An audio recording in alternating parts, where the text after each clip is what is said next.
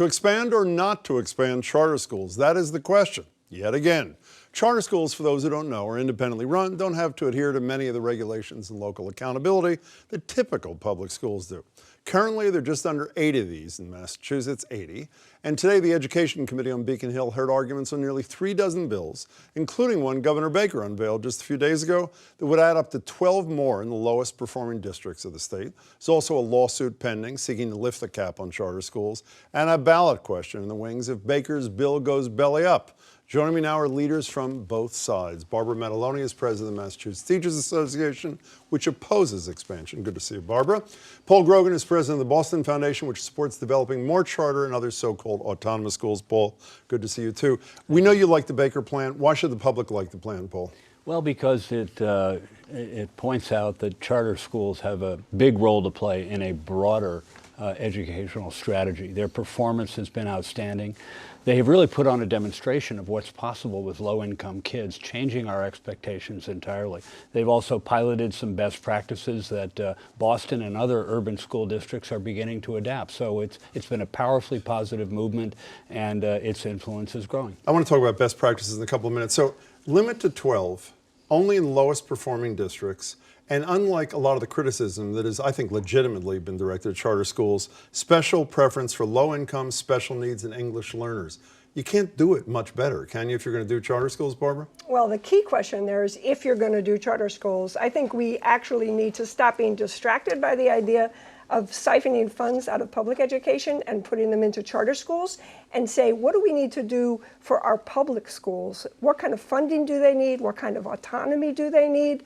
And this idea that it's only 12, actually, if you read Commonwealth Magazine this weekend, Jim Sturgis from the Pioneer Institute was talking about charterizing all of Lawrence.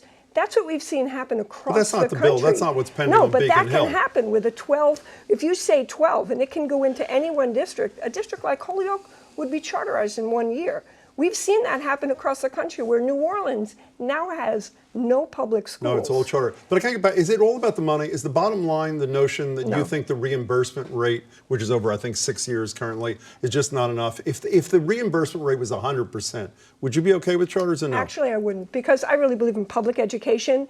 And this is public education. No, it's not. It's giving public funds for private interests to oversee a select group of students and not to embrace the idea of public education for democracy. But what do you say to the 37,000 families on the waiting list? There are not 37,000 families. Well, how many are there? It isn't clear. As a matter of fact, if you saw the auditor's testimony today at the charter hearing, how many do you think are on the list? She said, I have no idea. She said they can't know. For whatever number of families on the list, which is in the thousands, why shouldn't they be able to educate their child like they choose to educate their child? Because democracy is about guaranteeing that everybody has the same opportunity. It's not about private interests. And I think this is a really important point for us to consider, that charter schools put private interests above the common good. What we want to do... Let's hold it there.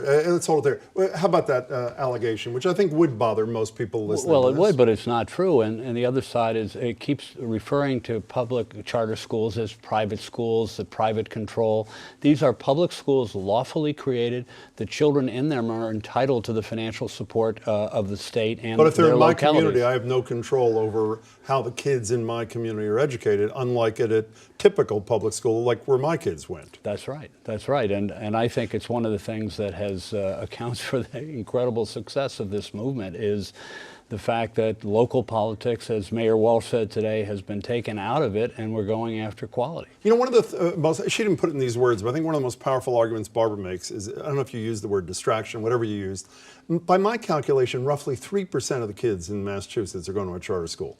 If Baker's bill becomes law, what does that become, 4%?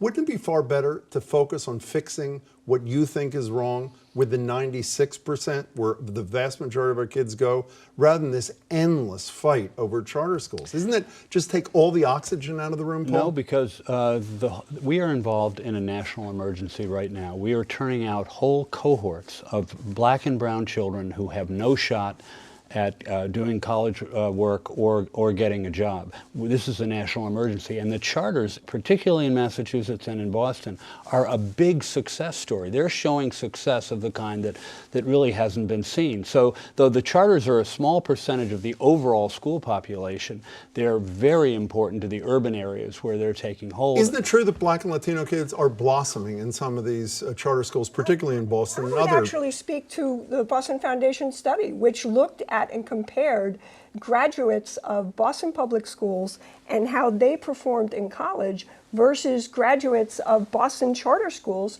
And the Boston Public School graduates graduated at a significantly higher rate. Is that true? It was a somewhat higher rate, but keep in mind the charter sample is very, very small, and the charters are gearing up with college advising.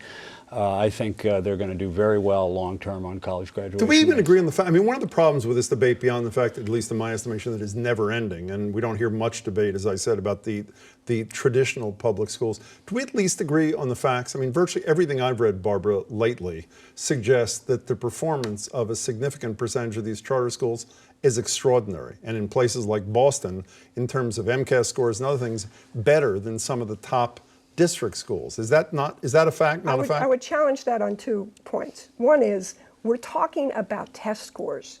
We are not talking about learning. We're not talking about You don't like test scores, but that's part of the law. I mean, I know you don't like them. No, but wait, Jim, it's a really important part of it. Because what is the purpose of a school? What do we want our children to experience every day? If the way we are going to determine the effectiveness or the value is based on something that's corrupt, that doesn't speak to the possibilities for education. How do you determine the value if you don't want it to be I as think the standardized way testing? we would determine it is through democratic engagement, through parents and teachers and students working together in community schools, in traditional public schools, to say, how are our students doing? What do we want Didn't we for try our that students? for 100 years? That's why And you education know what? reform happened in the mid-90s, We actually no? had significant success with that.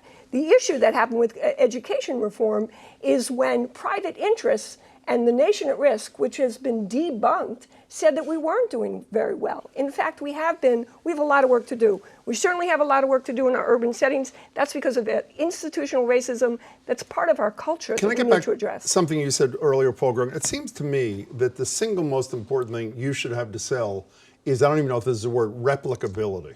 My attitude is, if a charter school works, that's nice for the kids there, but unless the lessons of that charter school can be transferred to the kinds of schools that she and the Mass Federation of Teachers, where they represent the teachers, then there's no real big value. Would you agree with that at least? I do, but the story is that the charters are transferring their best practices and lessons. Like what? Like what? Well, the longer school day. Now, we all believe that a longer school day is necessary for low-income kids. Stop there. We all agree. Would you buy into that? Longer school day for your teachers? I think if you're That came from going to charters. have longer school days to prepare students to take tests, I don't want that for my Do you children. support the notion of longer school days want- and longer school year? No, I want No is students to the have answer? extended opportunities to experience the world in the same way that students that come from higher Is that a yes? I would socioeconomics. support. If it wasn't teaching to the test, would you not agree that a longer school day and a longer school year practiced by most charter schools is a better? If it includes the opportunity for students to experience the world in a range of ways, and I'm going to be very particular about that. Quickly, please. Because a lot of what we're seeing is test prep, Is and there that a- is abusive. We only have a minute left. Is there not room for? Is there any common ground? Is your position is no to charters forever? I don't care how they're structured. It's traditional public schools and nothing else. Is that your Actually, position? we're calling for a 3-year moratorium, and that's the bill that we supported today. So the at answer is no hearings. charter schools. And we want a 3-year moratorium so we can actually have these discussions in more than 7 we had a minutes. one-year moratorium. There weren't any new ones last year, right? We have to have a longer time to talk this through and to have full engagement. But can you ever imagine yourself agreeing to any charter school expansion at the end of that moratorium? You would have to really work hard because I believe so deeply in public But the answer is education no, for Barbara. democracy. Is that not a fair answer? I like to keep things open, but I believe in public education for democracy. 20 seconds left. Is there common ground here, or do we just keep doing this for decades? I think there can be. You saw today on Beacon Hill a Republican governor and a Boston mayor, the two most powerful elected officials Was a in the Democrat, state, yeah. both called for a limited lifting of the cap in the context of their broad educational strategy. I think that speaks volumes about where this issue is headed. We'll see you again, Barbara Manaloni. you Pleasure very to meet you. much. Paul Grogan, good to see you again. Thanks, Jim. We'll continue the charter school debate in the weeks ahead.